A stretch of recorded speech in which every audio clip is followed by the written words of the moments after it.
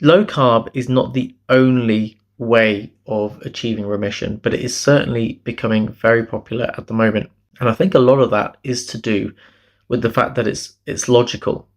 When we reduce our carb intake, we reduce our glucose intake, and then that puts less pressure on the body to release insulin and take that glucose out of the bloodstream into the cells. If there's less glucose in the bloodstream, then of course we're going to have lower blood glucose levels, lower A1C levels on average. You're going to get a better result. It's not quite that simple, because when we think about diabetes, it's not just about the glucose or the food coming in. It's also about the way the cells are functioning. The way the cells are functioning are related to our fat in our cells. It's not so straightforward, although some people do get excellent results with lower carb, and lower carb is one of the principles I still do recommend. Let's look at understanding macronutrients and what they are, because carbohydrates are one of 3 core macronutrients. The 3 macronutrients are fat, protein, and carbohydrates. When we think about macronutrients, generally oversimplify macronutrients into those 3 key areas. However, it is more than just thinking about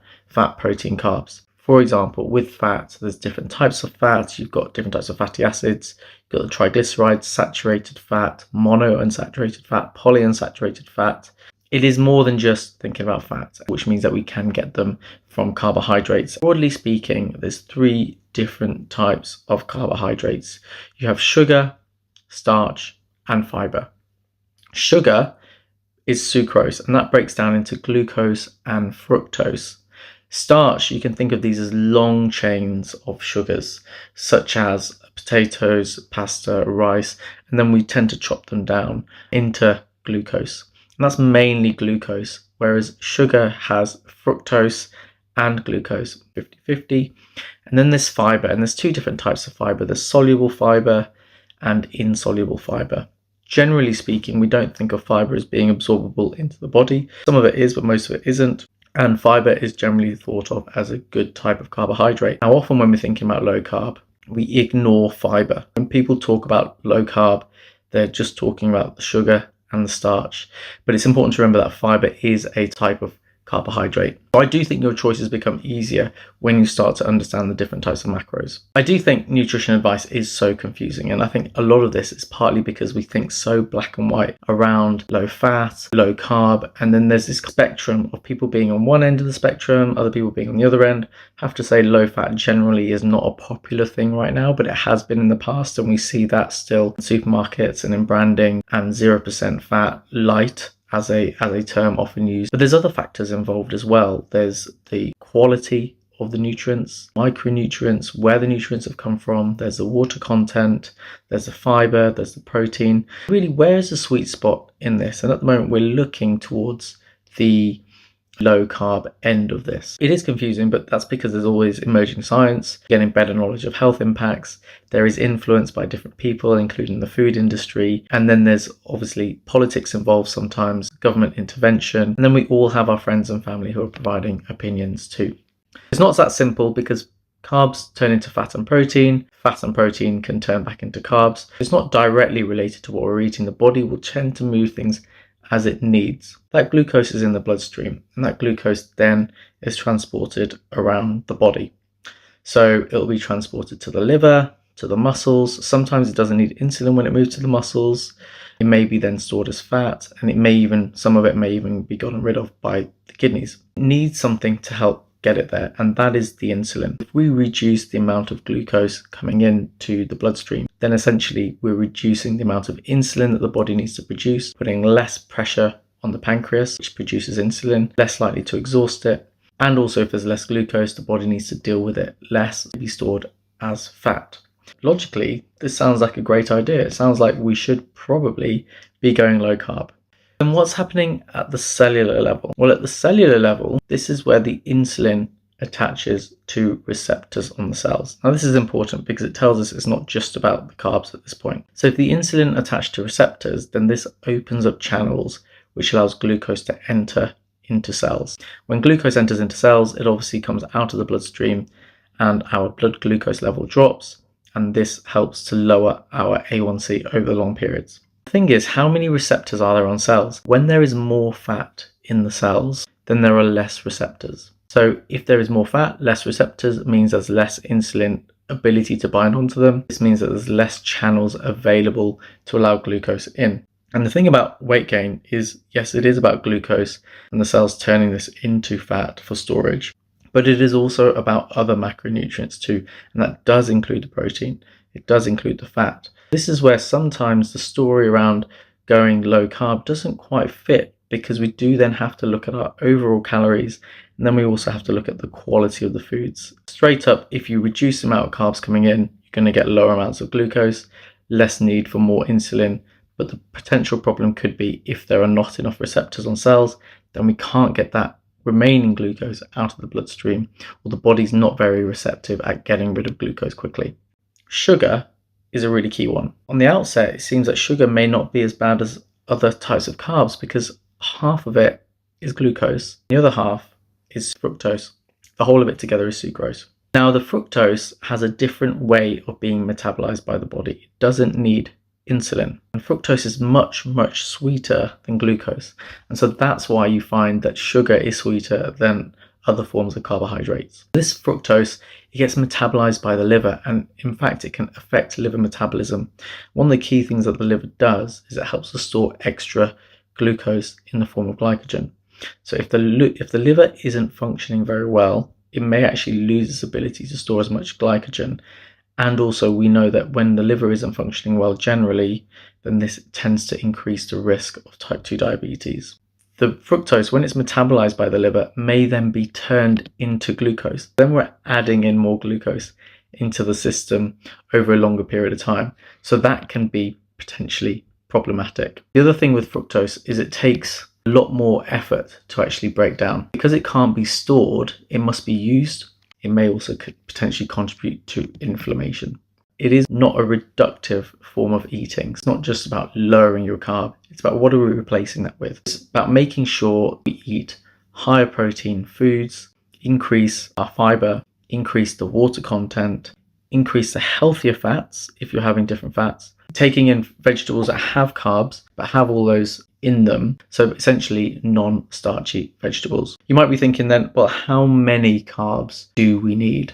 According to the NHS in the UK, we should consume around 260 grams of carbohydrate per day. And the British Association for Nutrition recommends that around 50% of our food intake from carbohydrates. Generally speaking, a low carb diet can be considered as less than 150 grams. Some people would say that's still not a low carb diet, and then we're moving towards 120, 100. And then I would consider less than 80 grams being a very low amount of carbohydrates per day. Key things that you want to reduce when you're reducing carbs, it's not the fiber. You want to reduce the starchy carbs and the sugary carbs, and especially the sugary carbs first. Some really basic advice here. For example, if you're eating bread, you may have one slice instead of two. Sugar-free drinks or water. You may choose lower sugar, lower carbohydrate snacks. So lower starchy carb snacks such as nuts, low GI and GL fruits, a boiled egg, some cheese, vegetable sticks, half an avocado as snacks, those sort of things. Got to make sure you increase protein intake to increase the feeling of being full. And like I said, the quality of the fats matters. So choosing more unsaturated fats like olive oil, for example. If you're eating bread, you may have one slice instead of two. Sugar-free drinks or water. You may choose lower sugar, lower carbohydrate snacks, so lower starchy carb snacks such as nuts, low GI and GL fruits, a boiled egg, some cheese, vegetable sticks, half an avocado as snacks, those sort of things. Got to make sure you increase protein intake to increase the feeling of being full. And like I said, the quality of the fats matters, so choosing more unsaturated fats like olive oil, monounsaturated fats, increasing avocados, nuts, seeds, oily fish, which may have more omega-3s in them, rather than saturated fats. The saturated fats may be higher in fattier meats, tends to be red meats, high fat dairy foods, and also coconut oil if we're thinking about oils. Other snacks might include olives, edamame beans. Higher protein things might include 20 grams of pumpkin seeds, for example, or sunflower seeds. Taken in lean meat like chicken breast, for example, has a lower amount of fat compared to, say, a chicken leg. Peanut butter, as long as it's not been highly processed, that could be something else to consider. Lots of fruits also are low carb. Depends on how much you eat. For example, example, if you have about 100 grams of strawberries, that's around 8 strawberries, 170 grams of Greek yogurt. It's really important to pay attention to your fiber intake, including considering higher fiber in foods. And that again looks at nuts, seeds, fruits, vegetables, and pulses. Now, if you're going no carb, this can be a risk because you may then start to cut out those foods. Now, those foods have other health benefits, and you want to try and make sure you keep your fiber up. So I know that for some people, carnivore diet is very, very popular. But when you look at the studies, actually, there are studies to show that people who take in more meat and also have a higher saturated fat intake in their diet are actually more at risk of developing type 2 diabetes. And there's one study, Health Professionals Follow-up Study, and they've looked at over 50,000 individuals. And in that study, they actually found that those with a low carb, high protein diet were actually 37% more likely to develop type 2 diabetes. Now, it's not really conclusive, and we don't have full food diaries for that. But the key thing here is that it is lower carb. You've got to remember not to reduce the quality of your intake. Make sure we're not just increasing protein, but increasing the quality of the fats. Because when you have high quality fats, the body can do more with them. I think the clue is really in the name. If you've got unsaturated fats, polyunsaturated or monounsaturated, the body can use these in essentially like a jigsaw to make other molecules important things that it needs. Whereas a saturated fat has less ability to do so, and that's where it's more likely to have an impact, for example, in your cholesterol. Let's look at that calculating carbs. Over time, I think most people would move away from calculating carbs. But if we're to calculate carbs, let's look at bread. All types of bread are going to be different, but I've got an example here. A single slice of whole grain bread might have around 19.7 grams. If we were having a sandwich for lunch, 2 slices of whole grain bread give us 39.4 grams of carbohydrate. Now, when you're thinking about your max daily intake of 100 to 150 grams per day, you can see how certain foods can take up a lot of grams very, very quickly. Now, how do you find out the grams of your foods? I don't recommend measuring. This is going to take up all your time. But if you do really want to learn and understand your grams of your foods, then I'd absolutely recommend going online and looking for nutritional values of foods. And when you find resources, I'd suggest you just correlate them with other resources from universities. That's usually the best option. I'd say one of the best options out there, University of Sydney, which have done a lot of work in terms of looking at glycemic index and glycemic load of foods, which we're going to come on to. For example, you could, instead of having a whole sandwich with 2 slices, you could have an open top sandwich, and then you could have toppings like mushrooms and tomatoes with a small snack on the side, such as unsalted nuts. And that could be a good alternative. And then you're making sure that you're increasing the protein, making sure you've got the fiber, and then also making sure you've got a spread of healthier fats. Glycemic index and glycemic load help to give us a bit more understanding as to why different carbs can impact. Glycemic index thinks about how fast your glucose breaks down, the carbs break down into glucose. We're just going to focus on glycemic index. The speed at which it breaks down is the key thing about glycemic index. You're probably thinking then, what foods cause things to break down faster, which things break down slower?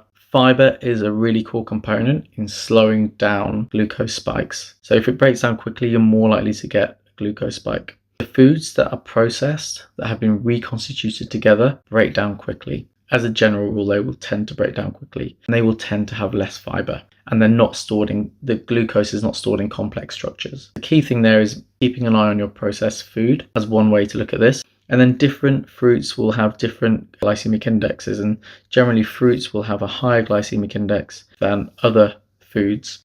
Just the way in which the glucose is stored, it may be more readily available. For example, in a satsuma, the glucose in each piece may be more readily available than, say, a green runner bean, for example. But the satsuma has a lot of fiber in it, so that helps to slow down the absorption of it. What do you need to know in terms of the numbers? Because when you look online, you can look at the University of Sydney, or you can Google the glycemic index of foods. What do you need to know in terms of the numbers? Because when you look online, you can look at the University of Sydney, you can Google the glycemic index of foods. Generally speaking, glycemic index is out of 100. Now, the key thing is that it only measures glucose. Sugar has a glycemic index of 65, even though other foods are going to have higher glycemic indexes than that. That's because the other half of glucose is fructose. A high glycemic index is more than 80, very high. I'd say a medium high glycemic index is more than 70. More than 60 is still on the higher side. And then if you're getting foods that are less than 60, that's a lower glycemic index. Just a reminder, the glycemic index is about how fast the body breaks down carbs into glucose. The faster it breaks it down, the higher the spike, the more stress on the body, the more insulin you need in a shorter space of time to get it into the bloodstream. The only thing about glycemic index is it doesn't correlate into looking at how much carbs you're getting. You could have a low glycemic index food and eat a lot of it, get way more carbohydrates into the body than having something with a high glycemic index and not eating very much of it. An example of a food that has a high glycemic index, low carbohydrates, is watermelon. Watermelon breaks down really, really quickly, has a high glycemic index, but actually the amount of carbs is so low that it doesn't actually have that much of an impact. And how do we mitigate for that? That's where glycemic load comes in. Apologies in advance if we get a bit technical, but hopefully this will be helpful. Glycemic load looks at the glycemic index number times by the total carbohydrate content, and then they give it a score by dividing it by 100.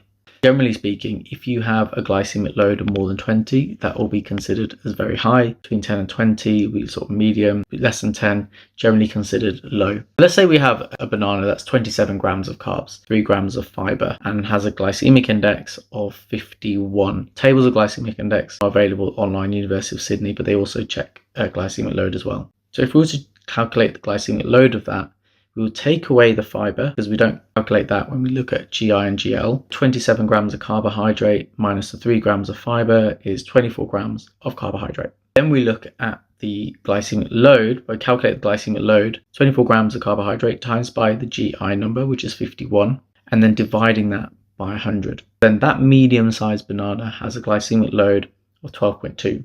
Now we're able to put into context that the glycemic load puts in context the index, so the chance of it having a spike, and the amount of carbs. And now we know it's 12.2. There's no rule on what numbers are high and what are not, but generally speaking, less than 10 is low, above 20 is very high. Perhaps it's sort of medium in terms of risk. The dangers of going too low are a few key things here.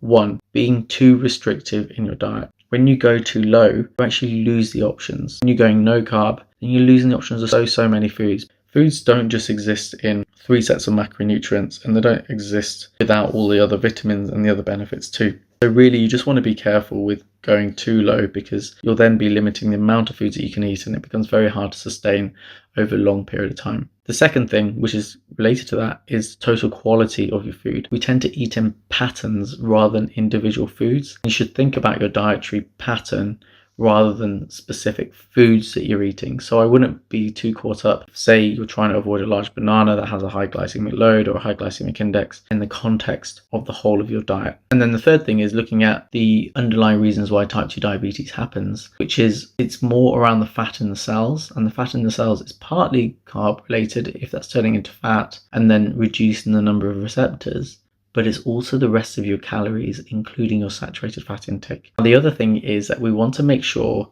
that we don't lead to the long-term complications of type 2 diabetes. Now, one of those long-term complications, one of the commonest, cardiovascular risk, heart attacks and strokes. Diabetes is one of the risk factors. The other big one that many people know about is cholesterol. So if we're increasing bad cholesterol, then we're not doing you a favor really here.